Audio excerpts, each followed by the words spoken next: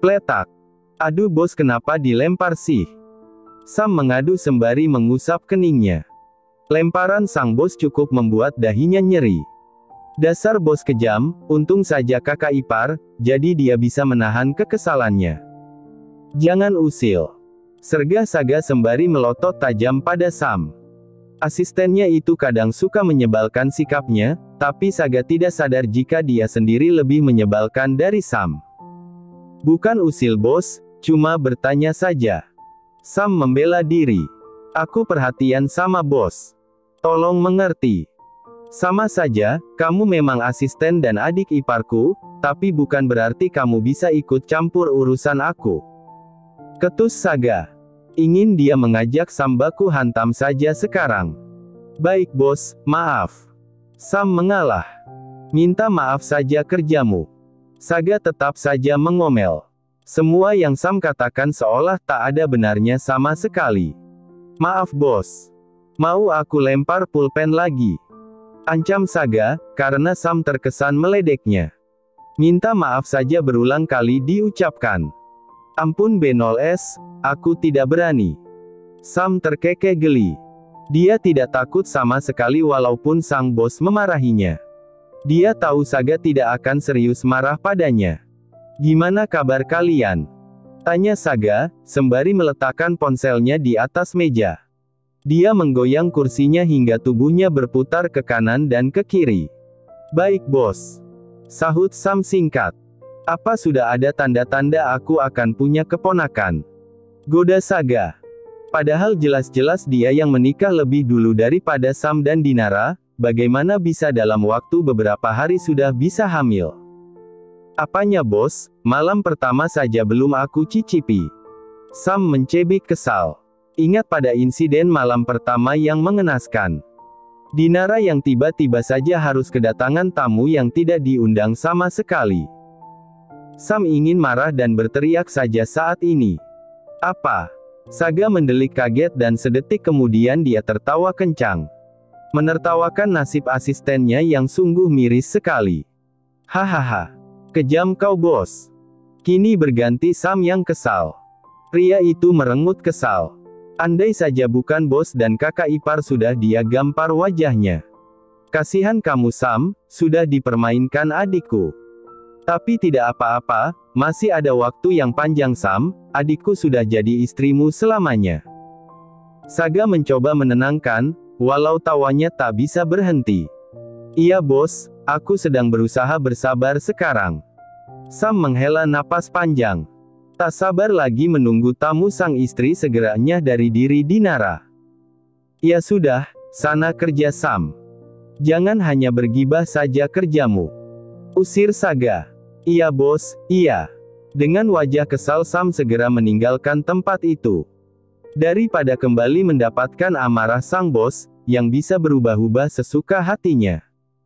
Selepas kepergian Sam, Saga mulai kembali melanjutkan pekerjaannya. Bibirnya tak berhenti mengulas senyum manis, di sebelah laptop ada foto sang istri yang tengah tersenyum lebar, dan Saga selalu bisa ikut tersenyum saat melihat foto itu. Tanpa terasa waktu ujian Aluna sudah selesai. Dengan lega wanita muda itu akhirnya tersenyum. Beban berat akhirnya bisa terangkat juga. Dengan wajah riang dia mengemasi semua peralatan sekolahnya dan memasukkan ke dalam tas. Gimana nak, jadi ikut jalan apa tidak? Tanya Abel lagi. Gadis itu juga tengah berkemas. Maaf ya Bel, sepertinya aku tidak bisa ikut. Kakakku nggak kasih izin sama aku. Dengan wajah penuh rasa bersalah Aluna berkata. Ya sudah, nggak apa-apa. Mungkin lain kali bisa gabung. Kami jalan dulu ya nak. Pamit Abel. Gadis itu melempar senyum manis pada Aluna. Iya Bel, sekali lagi maaf ya. It's okay. Setelah semua temannya keluar dari kelas, Aluna juga bergegas ikut keluar. Dia melangkah menuju gerbang sekolah. Ingin menunggu sang suami, beberapa menit yang lalu dia sudah mengirimkan pesan kepada Saga, bahwa dia sudah keluar dari kelas. Aluna menunggu kedatangan Saga sembari duduk di halte. Karena di sana cukup teduh, Tahu sendiri bagaimana cuaca panas yang tengah terjadi di jam 10 ini. Semenit, 10 menit, hingga 1 jam lamanya Aluna masih setia menunggu kedatangan sang suami. Walau dalam hati dia kesal dan ingin menangis rasanya, tapi dia tetap berusaha sabar menunggu. Siapa tahu sang suami sedang ada kerjaan. Tapi kesabarannya hanya setipis tisu, jadi dia memutuskan untuk segera pergi saja dari sana setelah hampir 2 jam menunggu. Sungguh terlalu Saga, tadi melarang dia pergi jalan dengan sahabatnya, tapi dengan seenaknya sendiri dia mengabaikan dirinya di sekolah selama 2 jam. Aluna menghentikan taksi yang kebetulan lewat, dan dia masuk ke dalamnya. Membawa kekesalan dan kemarahan pada sang suami. Sementara itu Saga baru saja keluar dari salah satu hotel bintang 5 di kota ini. Dia baru saja selesai meeting dengan klien dari Singapura. Karena kebetulan sang klien menginap di hotel ini, jadi meeting pagi ini di restoran hotel ini. Karena perdebatan sangat alot, jadi harus memakan waktu hampir 2 jam meeting hari ini. Dan Saga sengaja menonaktifkan nada dering ponselnya. Sam mengikuti langkah kaki sang bos dari belakang. Tak lama keduanya sampai di mobil, Saga duduk di kursi penumpang tepat di sebelah Sam yang mengemudi.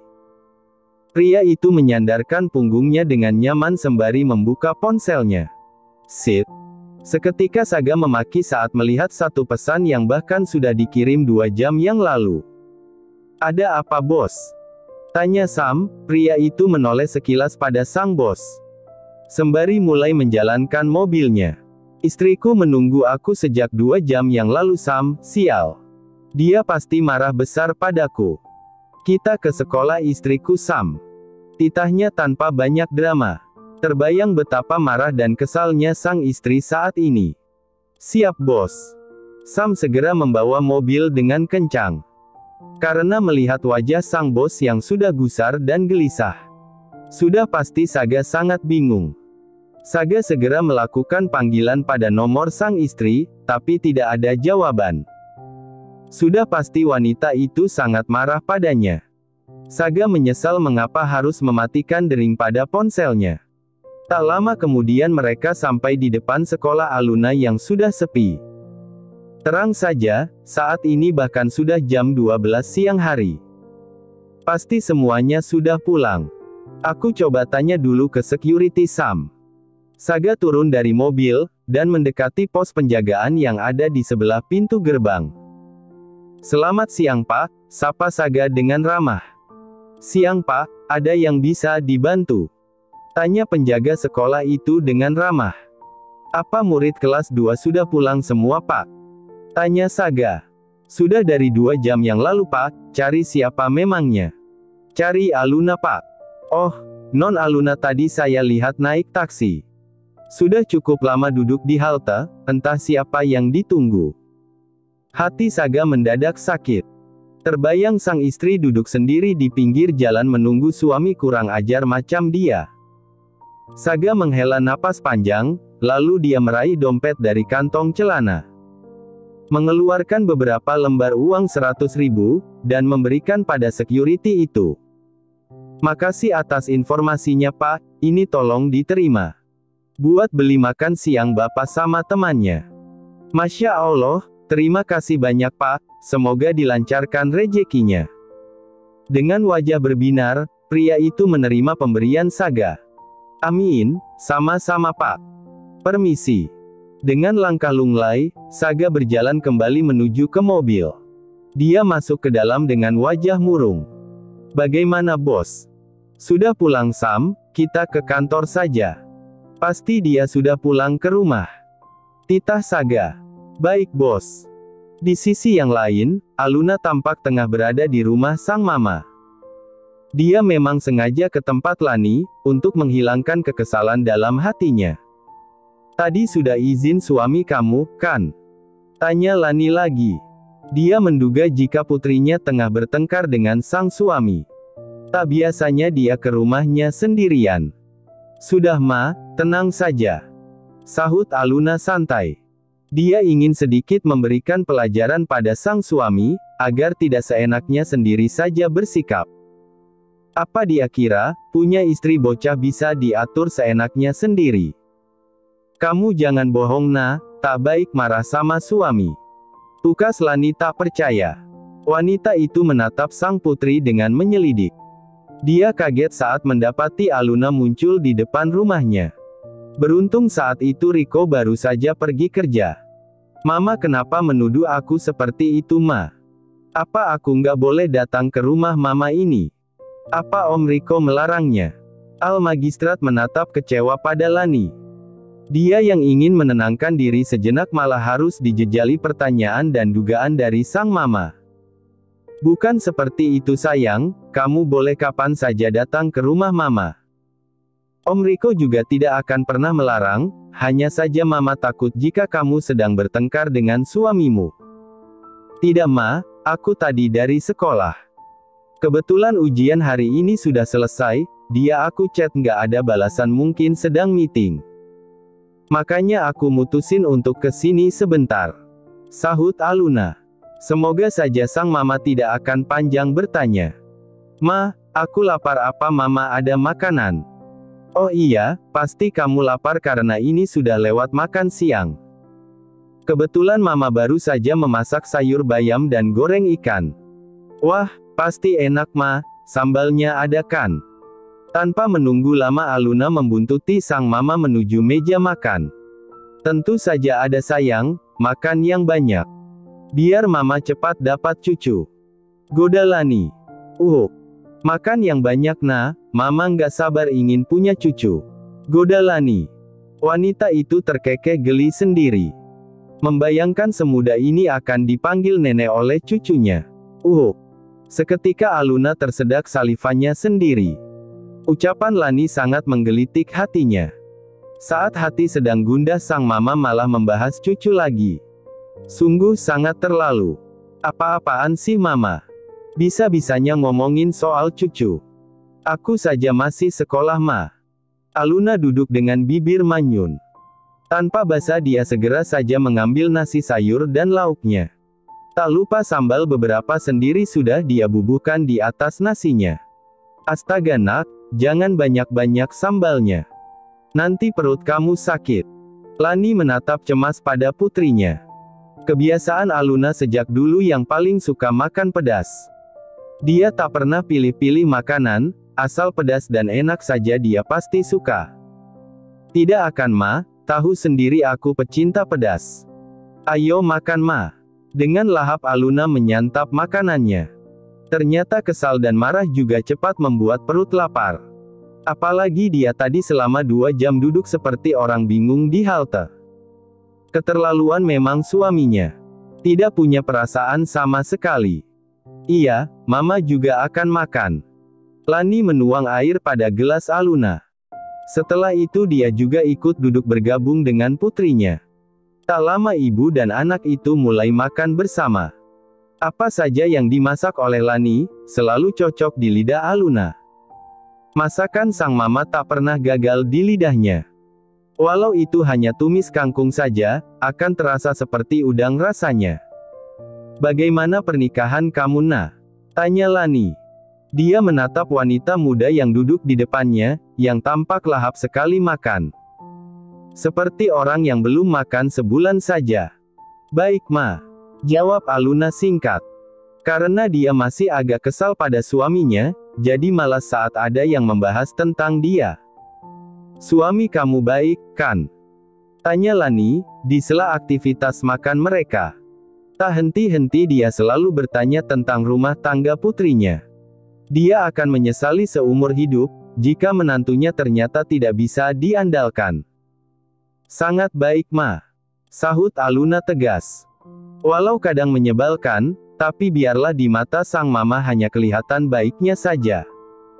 Tak perlu menunjukkan aib suami pada orang lain. Biarkan masalah dalam rumah tangga menjadi rahasia dia dan sang istri. Lagi pula hanya masalah sepele saja, tidak usah dibuat besar. Syukurlah, mama yakin nak.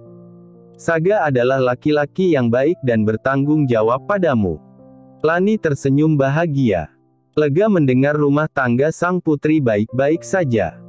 Iya Ma, bagaimana dengan Mama dan Om Riko? Aluna balik bertanya. Kini saatnya dia yang mengorek informasi tentang sang mama. Kami baik, Mama bahagia nak. Wajah Lani sangat berseri-seri. Dari sana Aluna bisa melihat banyak kebahagiaan yang dirasakan sang mama. Alhamdulillah Ma, apa aku sudah waktunya punya adik Ma? Aluna ganti menggoda sang mama. Wanita muda itu mengerling manja. Bagaimana jadinya, jika usianya yang sudah hampir 18 tahun punya adik bayi? Dan apa jadinya jika dia juga sedang hamil di saat yang sama dengan sang mama? Sudah pasti akan sangat lucu. Kamu balas dendam sama Mama. Lani terkekeh geli. Perlahan dia sudah mulai melupakan tentang kematian Dani. Rasa bersalah mulai menguap dari hatinya. Setidaknya dia sudah memaafkan kesalahan Dani, saat pria itu datang padanya. Tidak Ma, nggak apa-apa kok kalau Mama ingin punya anak lagi. Iya Nah, semoga saja Mama masih diberikan kesempatan untuk bisa hamil. Setidaknya Om Riko bisa punta keturunan darah dagingnya sendiri. Iya Ma, semoga saja Mama masih ada rejeki ya. Iya Nak. Ayo cepat selesaikan makan, setelah itu segera pulang. Titah Lani. Mama usir aku. Bukan mengusir sayang, Mama hanya ingin kamu jadi istri yang baik. Setiap langkah kaki kamu yang keluar dari rumah harus atas izin suami. Nasihat Lani. Iya Ma. Aluna melanjutkan makannya tanpa semangat. Padanya ia ingin bisa lebih lama lagi di sini, tapi sang mama justru mengusirnya. Mau gimana lagi, dia harus segera angkat kaki dari rumah sang mama. Saga bergegas turun dari mobil dengan tergesa. Dia baru bisa pulang sepetang ini. Ada banyak kerjaan yang tidak bisa ditunda. Dan dia terpaksa mengabaikan sang istri yang mungkin sedang merajuk. Sore Mas, baru pulang? Tanya Siti, yang sedang membersihkan sofa ruang tamu. Asisten rumah tangganya itu memang benar-benar rajin.